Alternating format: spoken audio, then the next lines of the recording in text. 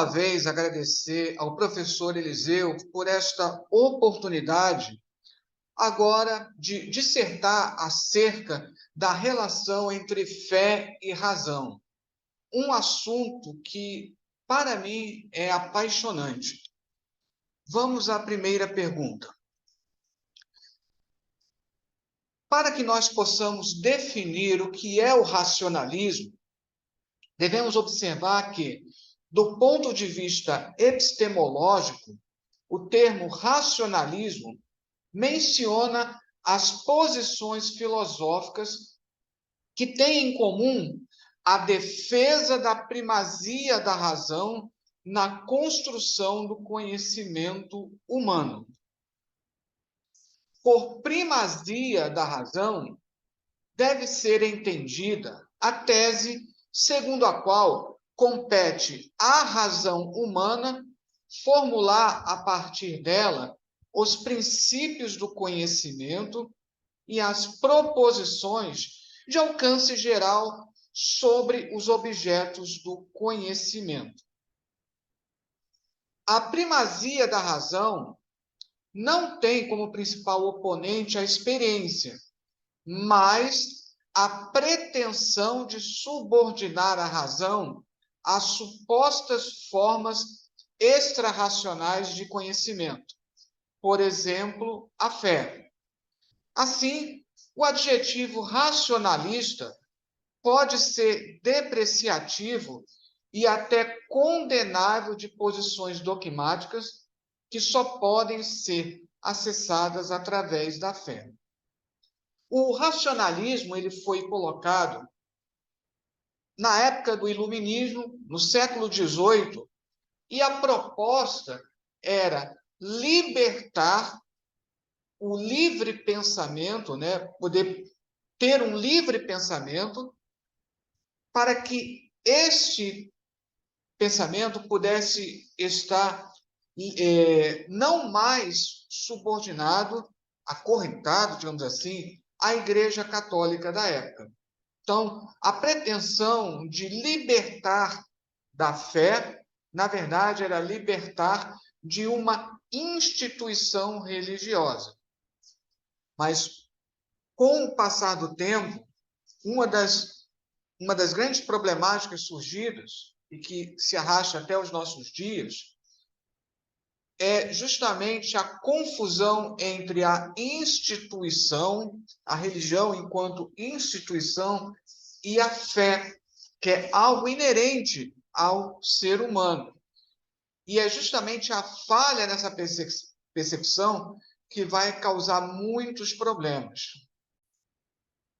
Por isso, a novidade do racionalismo em relação à tradição medieval reside em enfatizar a autonomia da razão, em dois sentidos.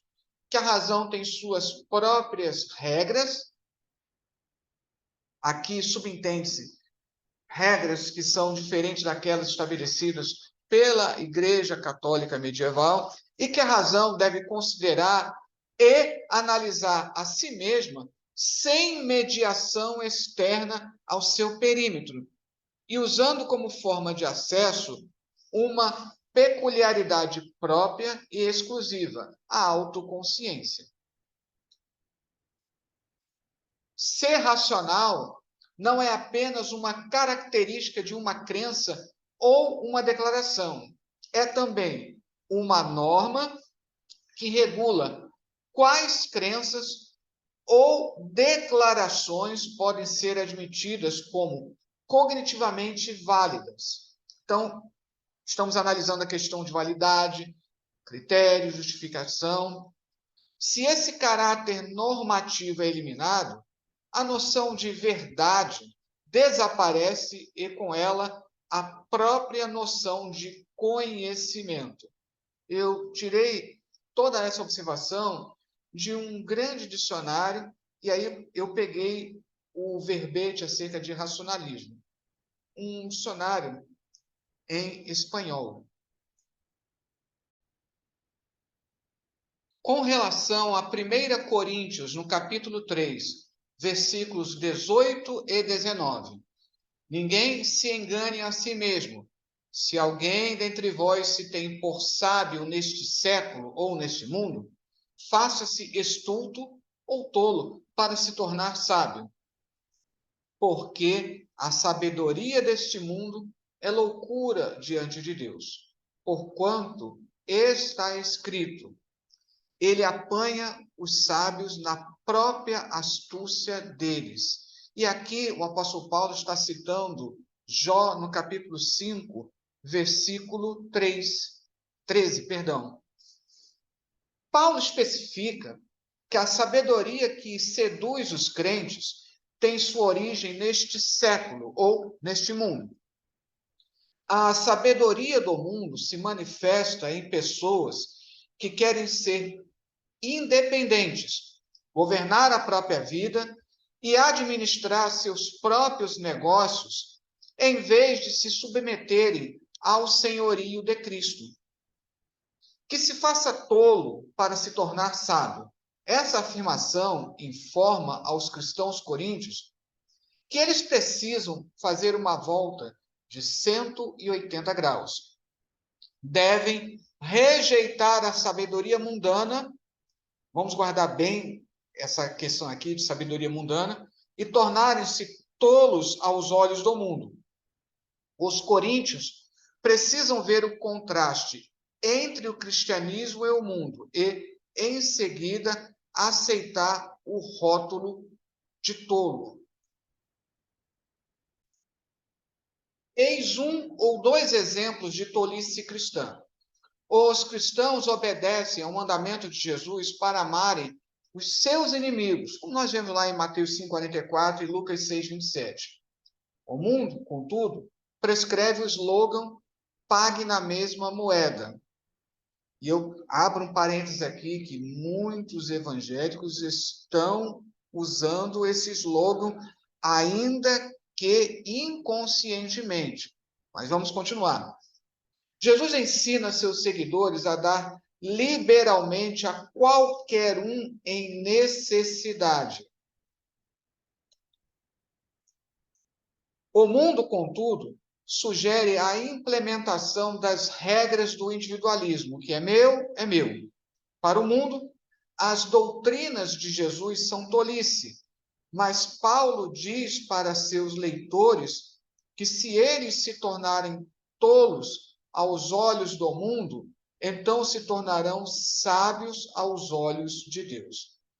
Mais uma vez eu abro parênteses aqui. Alguns que chegam a dizer: Cristo perdoou a todos, mas eu não sou Cristo, eu não tenho que perdoar a todos. Mas continuando, o propósito de Paulo é levar os coríntios a seguirem os preceitos do Evangelho de Cristo. Eles precisam ser guiados pelo Senhor e se tornarem completamente dependentes dele para a sabedoria celestial, como nós encontramos lá em Tiago 1,5, que eu vou utilizar aqui a versão Almeida atualizada. Se, porém, algum de vós necessita de sabedoria, peça a Deus, que a todos dá com generosidade e sem reprovações, e ela lhe será concedida. O cristão que escuta de modo obediente a voz do Senhor, humildemente pratica ações que emanam de um coração sábio e compreensível. Tal pessoa possui sabedoria celestial, que é pura, pacífica, indulgente, tratável, plena de misericórdia e de bons frutos, imparcial, sem fingimento, como nós encontramos lá em Tiago 3,17. Tendo em vista que o contraste entre o mundo e a comunidade cristã é o coração desta questão, Paulo considera necessário reiterar seu ensino sobre a sabedoria do mundo. Ele examina a sabedoria do mundo da perspectiva de Deus e a declara loucura ou estultícia. Além do mais, Paulo fundamenta o seu ensino nas Escrituras. Ele já havia citado anteriormente na carta, né? Isaías 29:14, também capítulo 1, verso 19. Agora, aqui nessa passagem que estamos analisando de 1 Coríntios, ele recorre ao livro de Jó, e em seguida, no versículo 20, ele vai citar o livro de Salmos, para mostrar que Deus despreza a sabedoria que se origina no coração do homem. Notem que toda essa questão paulina vai ser importante aqui para a sequência do nosso estudo. Para definirmos o que é a fé religiosa, primeiramente, nós precisamos adequadamente conceituar a própria palavra fé. Este termo provém especificamente do grego pistis, que significa basicamente persuasão. Na Septuaginta, ou seja, a tradução grega do Antigo Testamento, que foi a primeira tradução que nós conhecemos da Bíblia Sagrada, este termo traduz a raiz hebraica Aleph Mem Nun, através da palavra pistis e dos seus derivados, que por sua vez conota a solidez e a certeza. É interessante que lá em Isaías 7, ele faz um jogo de palavras com a raiz, né? Dizendo que se não credes, não podereis ficar firmes. Continuando, então, saliente-se que da raiz hebraica, né, formada por essas três letras, Aleph, Mem, Nun, provém a palavra Amém, que assim seja, ou que isto seja digno de crédito. E ainda a palavra emuná, fidelidade. E é assim que ela aparece lá, por exemplo, em 2 Reis, no capítulo 12, versículo 15, quando afirma que procediam com fidelidade. Agora, essa palavra, lá em Abacuque 2:4, ela vai ser traduzida, não somente em português, mas em outras línguas, né, como fé. E, falando especificamente do antigo, da tradução do João Freire de Almeida, é a única vez em que esse termo aparece no Antigo Testamento. Ou seja, lá esse trecho, esse texto de Abacuque 2:4, ele vai ser citado em Romanos 1:17, versículo, né, que, digamos assim, deflagrou a reforma protestante. Porém, se lá em Romanos 1:17 se utiliza o termo pistis, que pode ser traduzido sim como fé, em Abacuque 2:4, pelo uso de emuná, a tradução mais adequada seria que o justo viverá pela sua fidelidade.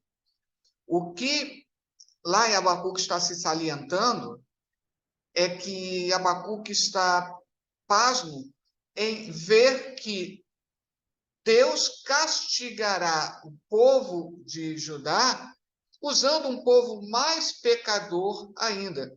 E isso traz toda uma crise dentro de toda a percepção de Abacuque.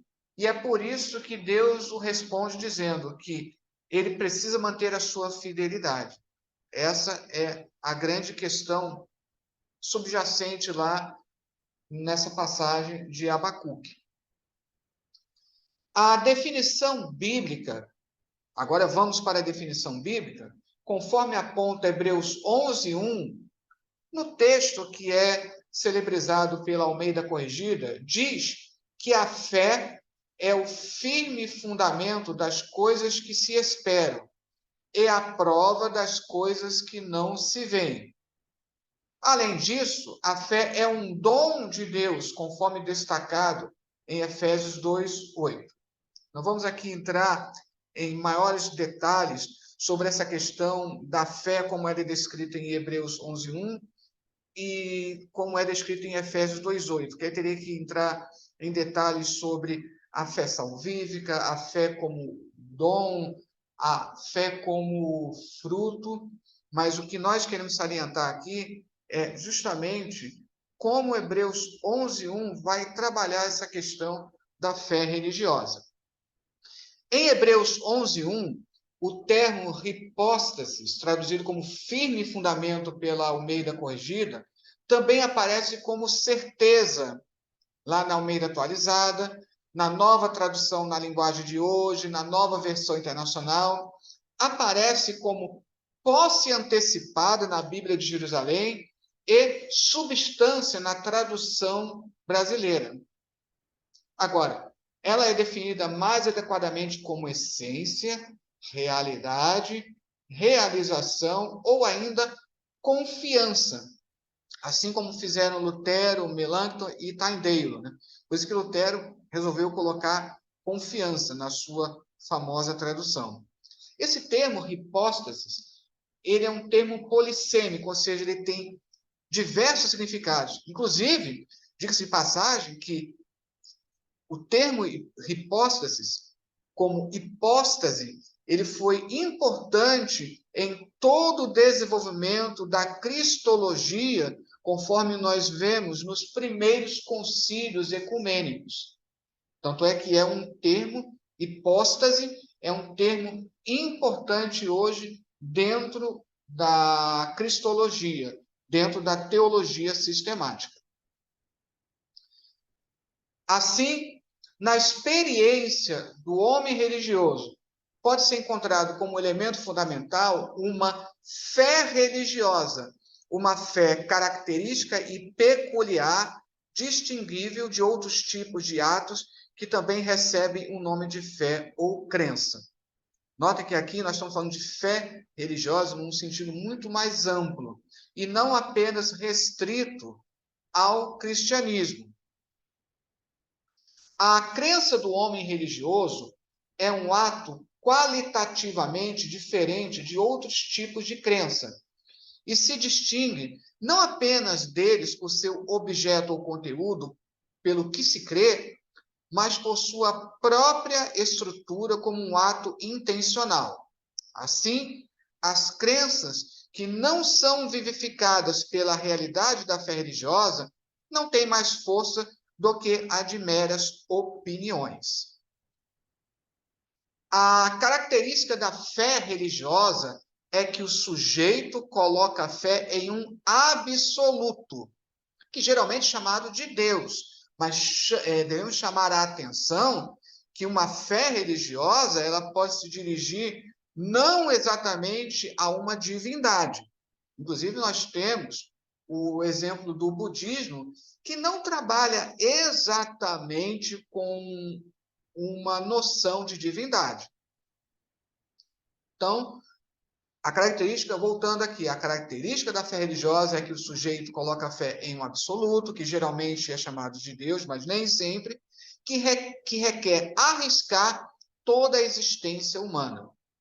Por isso, a fé religiosa foi definida por Basil Mitchell como uma dependência confiante de Deus.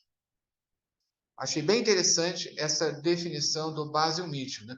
Uma dependência confiante de Deus, ou numa noção de Deus, que não necessariamente esteja relacionado à divindade, como eu disse, é o caso do budismo. Com relação a Hebreus 11:6, que diz que sem fé é impossível agradar a Deus, segundo Kistemacher, devemos confiar totalmente em Deus e confiar nele como nosso amigo mais íntimo. Sem fé é impossível agradar a Deus. A palavra impossível é uma lembrança de Hebreus 6:4, que nos diz assim: é impossível, pois, que aqueles que uma vez foram iluminados e provaram o dom celestial e se tornaram participantes do Espírito Santo, essa iluminação que está se referindo aqui é provavelmente a questão da fé. Por isso que Hebreus 11:6 está fazendo uma certa alusão aqui ao capítulo 6, versículo 4. E é interessante como você tem a sequência aqui, no versículo 5 e o 6.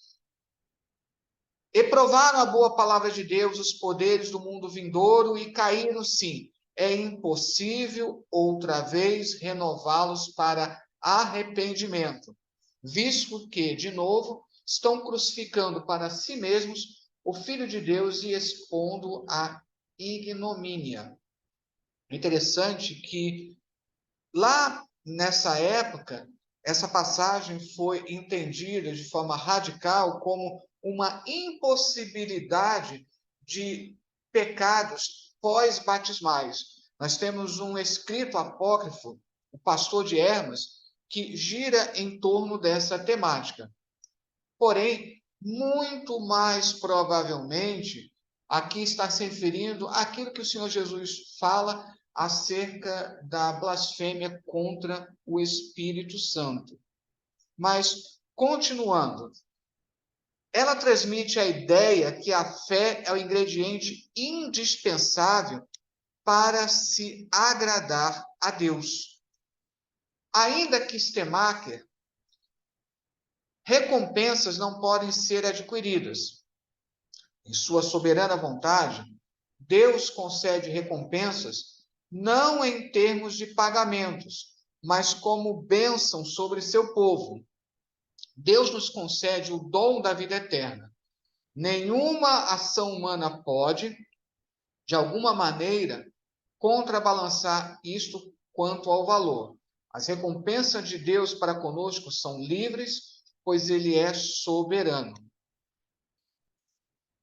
Assim, Lutero comenta essa passagem. Mas no homem não há nada a não ser vaidade e mentira. Em segundo lugar, tal fé não crê em nada sobre si mesma, mas crê apenas sobre outras coisas. Pois mesmo que creia que Deus existe e recompense aqueles que o buscam, ainda assim não crê que Deus existe e o recompensa por si mesmo. Portanto, como diz o ditado, é fé acerca de Deus, não em Deus. Por essa razão, outra fé é necessária, a saber, a fé pela qual acreditamos que somos contados entre aqueles para quem Deus existe e é um recompensador. Mas esta fé não vem da natureza, vem da graça. E Calvino também comentando esse versículo. Afirmo que a razão por que ninguém pode agradar a Deus sem o exercício da fé é esta: ninguém jamais se aproxima de Deus se não crer que ele existe e estiver convencido de que ele recompensa os que o buscam.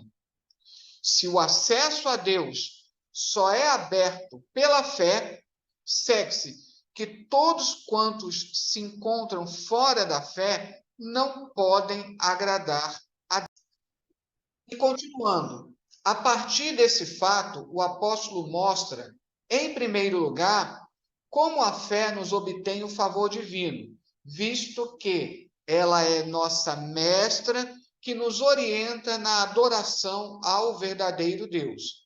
E em segundo lugar, porque ela nos faz mais seguros da generosidade divina, para que não nos pareça que o buscamos em vão.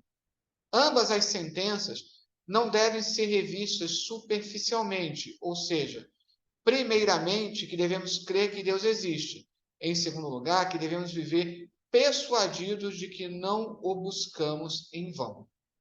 Posteriormente, toda essa colocação dos reformadores vai ser desenvolvida na teologia sistemática ao falar acerca da fé salvífica, pela qual não se admite gradação, uma fé que você manifesta em Jesus na linguagem que ficou conhecida tanto entre os metodistas quanto entre os batistas e foi repassada para o pentecostalismo, a fé em Jesus como único e suficiente Salvador.